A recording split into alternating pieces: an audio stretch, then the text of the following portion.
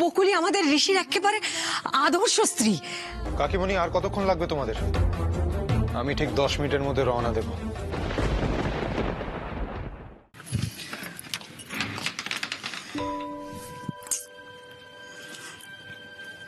মেয়েটা শ্বশুর বাড়ি যাবে, ওকে খালি হাতে পাঠাবো? একটা নতুন শাড়িও।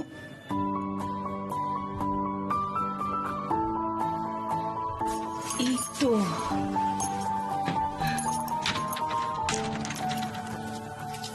এগুলো তো নতুনই আছে। বকুলের বাবা সে কবে দিয়েছিল, পড়াই হয়নি। যাক, আজকে মেয়ের কাজেই লেগে যাবে। আচ্ছা, এই শাড়িগুলো দেবো, আর তার সাথে আর তাকে এই শাড়িগুলোই দিয়ে দিই। 4টে মাত্র শাড়ি দেবো, আর কি দেওয়া যায় মেয়েটাকে? আচ্ছা, গিফটের মধ্যে কি দেখি।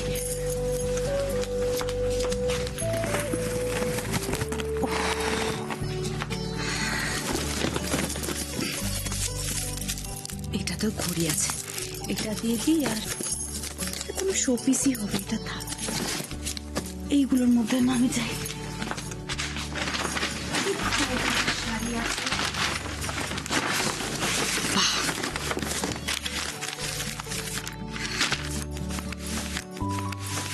চাদর, এই চাদরটাও দেবো তার সঙ্গে। বাহ,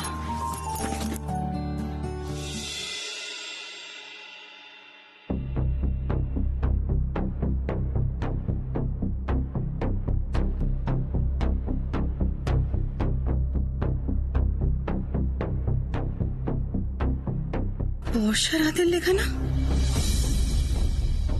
বর্ষা বকুলকে চিঠি লিখেছে, আর এতক্ষণ আমাদের কারো নজরই পড়েনি।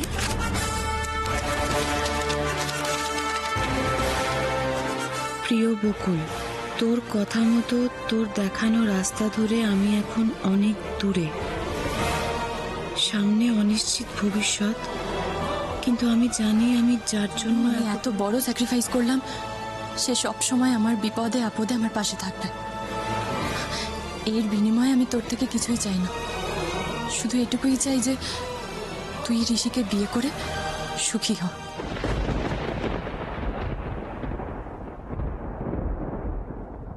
ঠাম্মি, বলছি ওই নিয়ম কানুন যা করতে হবে না সব তাড়াতাড়ি করো, মানে যেটুকু দরকার সেটুকুই করো। আসলে ওই উনি বলে গেলেন যে তাড়াতাড়ি বেরোবেন, বেশি দেরি করবেন না। দেরি হলে আবার উনি বিরক্ত হবেন, তখন তোমাদের মন খারাপ হবে। তাড়াতাড়ি করো, যেটা করবে তাড়াতাড়ি করো। টুম্পা, তোমার বৌদিকে একবার ডাকো তো, বলো আমি ডাকছি। বকুল শ্বশুরবাড়ি চলে যাবে, ওর জিনিসপত্র গুছিয়ে দিতে হবে তো।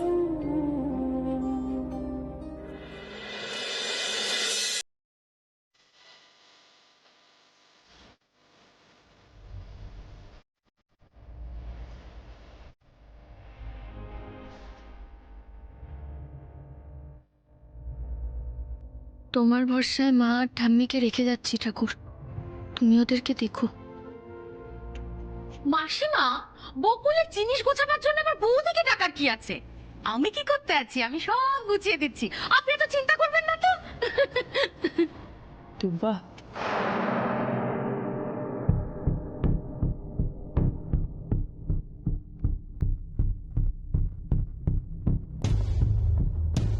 যার জন্য আমি এত বড় স্যাক্রিফাইস করলাম,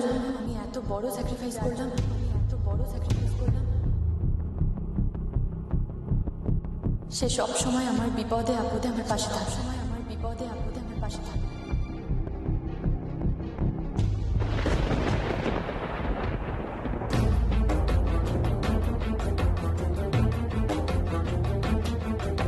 তুই আমার অনেক আদরের ছোট বোন, তোর জন্য আমি নিজের ভালোবাসাকে হাসি মুখে ছাড়তে পারি? আমি ঋষিকে খুব ভালোবেসেছিলাম, কিন্তু তুই যখন আমাকে বললি যে তুই ঋষিকে ভালোবাসিস আর ওকে না পেলে তুই আত্মহত্যা করবি, তখন তোর ওই দু চোখ ভরা জল দেখে আমি এই সিদ্ধান্ত হাসি মুখে নিলাম। মা ঠাকুমা সবাই আমায় ভুল বুঝবে, তুই আমার হয়ে ওদেরকে বোঝাস। ওদের আশীর্বাদ ছাড়া আমার ভবিষ্যৎ জীবনও সুখের হবে না। আশা করি ঋষির সঙ্গে তোর বিয়েটা হয়ে গেছে, আর ঋষি যদি তোকে বিয়ে করতে অস্বীকার করে তাহলে আমার এই স্যাক্রিফাইসের তো কোনো মূল্যই থাকবে না। আমার কথা চিন্তা করিস না, আমি তোকে দূর থেকেই আশীর্বাদ করলাম।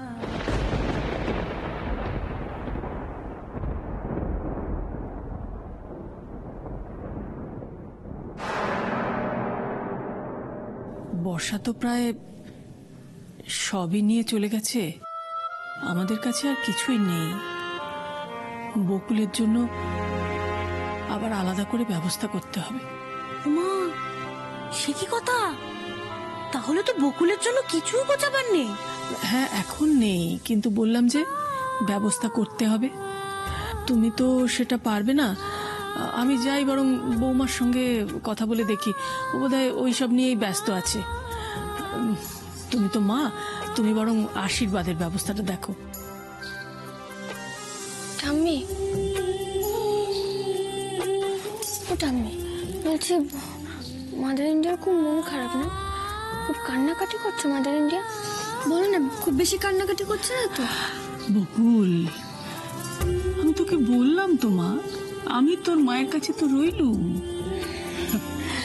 তুই এখন এসব নিয়ে চিন্তা না করে নিজের সংসার নিয়ে একটু চিন্তা কর দেখি।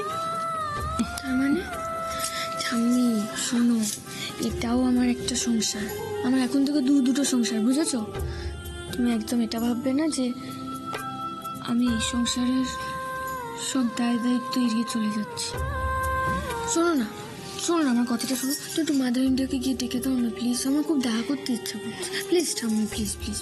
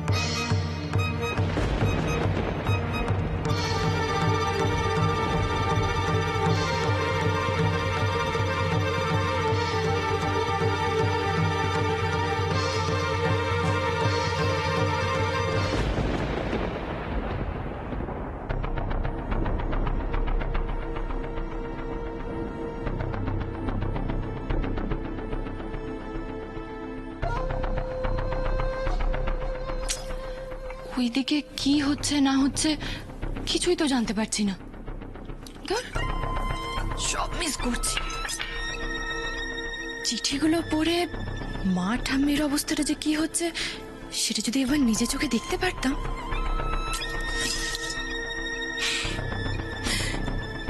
ঋষি তো বকুলকে কোনোদিনই বিয়ে করবে না।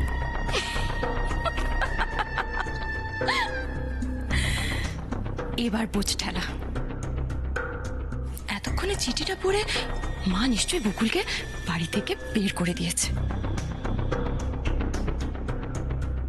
বকুল, এবার তোকে স্বয়ং ভগবানও বাঁচাতে পারবে না।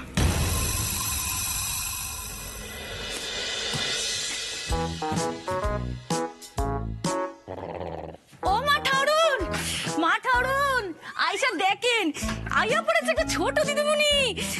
আসেন আসেন, ও মা ঠাউরুন।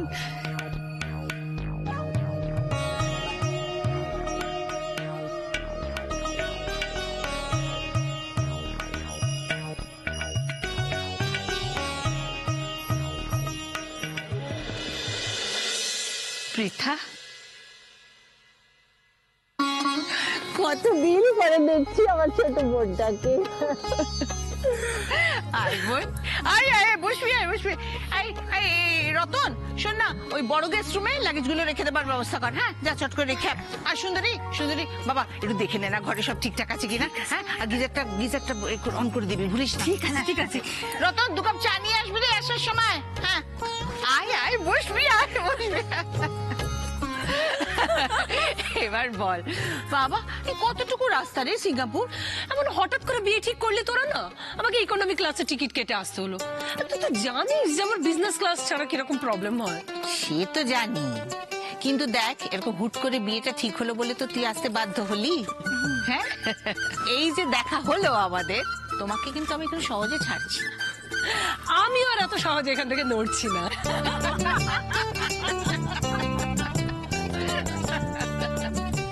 কিন্তু বিয়ে বাড়ি বলে কথা, কোনো সারা শব্দ নেই, কারোর হই হুল্লোড় নেই, ব্যাপারটা কি? সবাই গেল কোথায়? আরে দেখ না, কালকে সে যে সবাই মিলে আমাকে ফেলে রেখে চলে গেছে বিয়ে বাড়ি, আর ফেরার নামটি নেই। আরে রাত্রির বেলা তো তোর জামাইবাবু, রাগিনী আর রোশনি ফিরে আসার কথা ছিল, তো তাও তো এলো। ওহো, আমার সুইট দিদিকে এরকম অবহেলা? আসুক আর জামাইবাবু কিরম বকি দেয়, অনেকদিন আমার বকুনি খায়নি। ইয়ার কি নাকি? হ্যাঁ, ঠিক বলেছিস। এই যে তুই কটকট করে কথা শোনাস, একদম এরকম করে দু চার কথা শুনিয়ে দিবি তো আচ্ছা করে। আর সে তো শোনাবই। আমার খুব মন খারাপ করছে জানো তো দিদি। ঋষির বাসর জায়গাটা কিরকম মিস করে গেলাম, কত গান বাজনা হয়েছে নিশ্চয়ই। হ্যাঁ, বাট একটা কথা বল আমাকে দিদি, যে তুই বিয়েটা মিস করলি কেন? ছেলের মা বিয়েতে জানে এগুলো সমস্ত ওল্ড ফ্যাশন এনশিয়েন্ট কালচার, আজকাল কেউ মানে নাকি? আরে মেনেছি কি আর সাধে, সবটাই আমাদের গুরুদেবের নির্দেশ, বুঝলি? ঋষির বিয়েতে কোনো রকম অনিয়ম করা চলবে না। ওর একটা জলে ফাঁড়া ছিল না, তাই জন্যই তো হুট করে বিয়েটাও ঠিক হলো। ওই গোধূলি লগ্নে বিয়ে হতে হবে, ওই মেয়ের সঙ্গে বিয়ে হতে হবে, এইসব আর কি। আচ্ছা যাই হোক, আমি তোর পয়া বউকে দেখার জন্য আর ধৈর্য ধরে রাখতে পারছি না। Can't wait. কখন আসবে ওরা?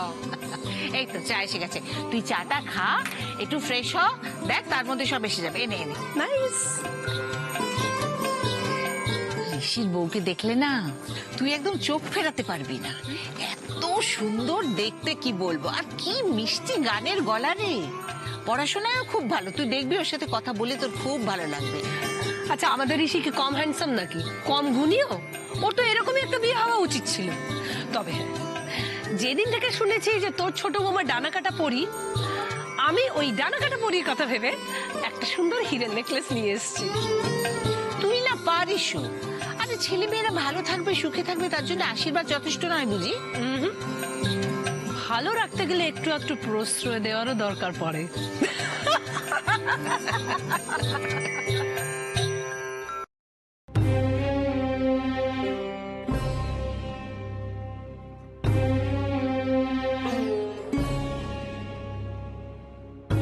এই চিঠিটা যখন পড়বে, আমি তখন তোমাদের থেকে অনেক দূরে। আমাকে ভুল বোঝার অনেক কারণ আছে, ক্ষমা প্রার্থী। তোমাদের মনে হয়েছে যে তোমাদের অপমান অসম্মানের মধ্যে রেখে চলে যাচ্ছি। বকুল তোমাদের জন্য অনেক কিছু করেছে, আমি শুধুই নিয়েছি। তাই তোমাদের আর বকুলের ঋণ শোধ করার জন্য আমি এই সিদ্ধান্ত নিলাম। জানি হয়তো ভাবছো যে আমি অন্য কারোর সাথে নতুন জীবনের লক্ষ্যে পা বাড়িয়েছি, কিন্তু বিশ্বাস করো মা, আমার নতুন জীবনে আমি শুধুই একা।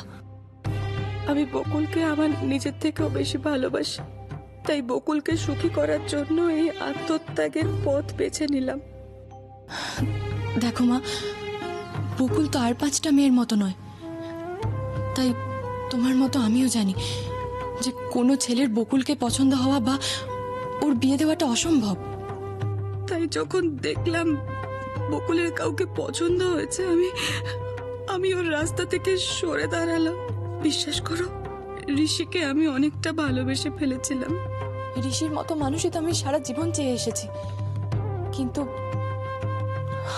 আমার ছোট বোনের ভালোবাসার কাছে আমার ভালোবাসা তুচ্ছ হয়ে গেল।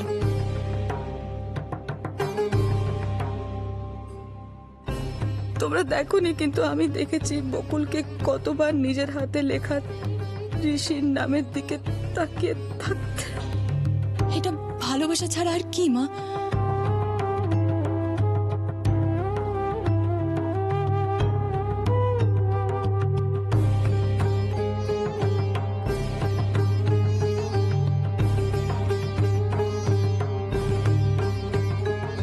এই কথা তোমাদের অনেকবার বলার চেষ্টা করেছি, কিন্তু তোমাদের খুশি মুখগুলো দেখে কখনোই তোমাদের দুঃখ দিতে চাইনি।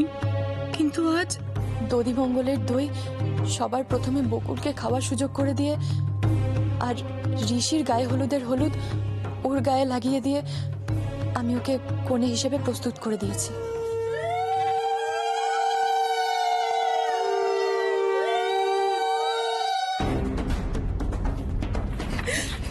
আর এসবই করেছি আমি বকুলের সঙ্গে পরামর্শ করে।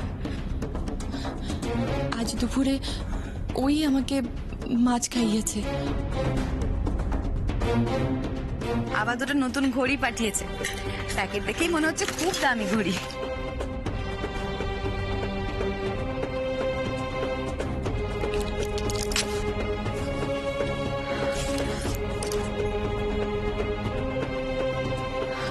ইনফ্যাক্ট পার্লার থেকে লোক আনার বদলে আমাকে ও পার্লারে নিয়ে গেছিল যাতে আমি ওখান থেকে পালিয়ে যেতে পারি।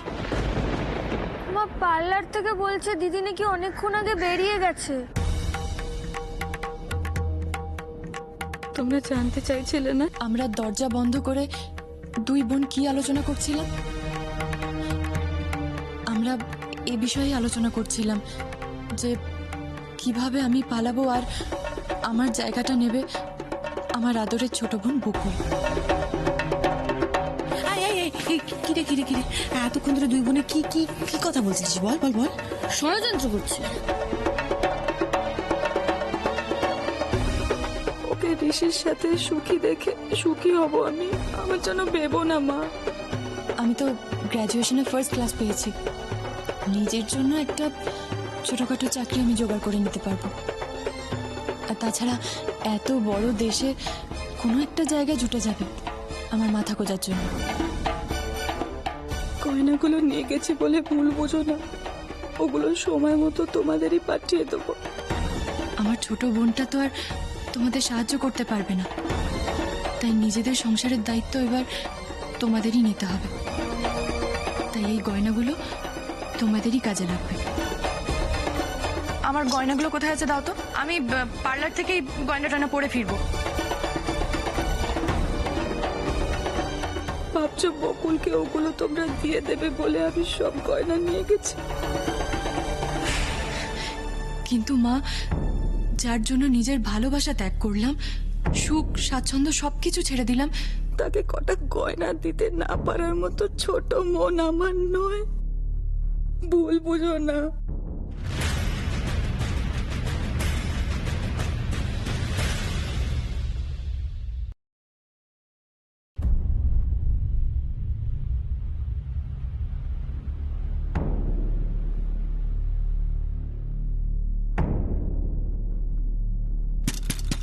বৌমা,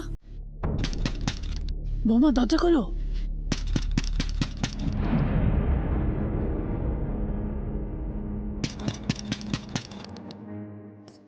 বৌমা, কি করছো কি ভেতরে?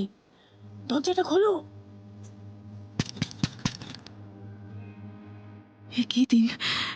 কি দিন দেখালে আমায় ঠাকুর। এতদিন খালি কথায় কথায় বর্ষাকে বকেছি আমি, খালি বলেছি বকুলের জন্য এত ভালো বিয়ে হচ্ছে, ওর ব্যবহারে সন্দেহ প্রকাশ করেছি আর বকুলকে প্রশ্রয় দিয়েছি ওরই সামনে। অথচ অথচ ও পরের বিরুদ্ধে কি একটা কথাও বলেনি।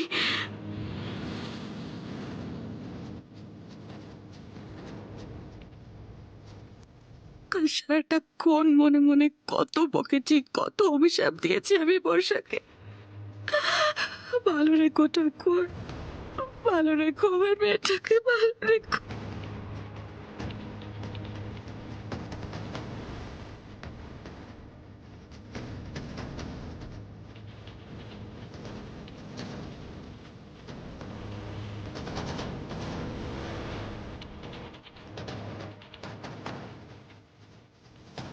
আমি এখনো ভাবতে পারছি না বকুল বকুল এভাবে ঠকালো আমাকে। এই জন্যই যখন যা বলেছি হয়ে যাবে, চিন্তা করো না, কারণ এতদিন ধরে যা যা করেছে সবটা তো ওর নিজের জন্য করেছে, তাই না?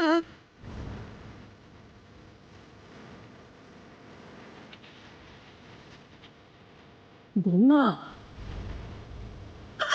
আমার বর্ষাটা, আমার বর্ষাটা তো নির্দোষ।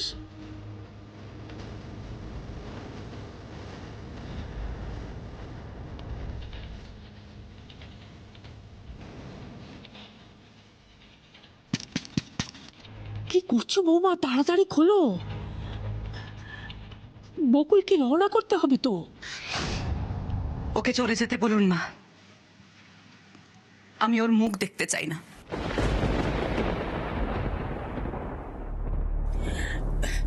তোমার হলো কি বৌমা? মেয়েটা শ্বশুর বাড়ি যাচ্ছে, ওকে আশীর্বাদ করবে না? বললাম তো মা, ওকে চলে যেতে বলুন, আমি ওর মুখ দেখতে চাই না। মা, এই দরজা আমি খুলবো না।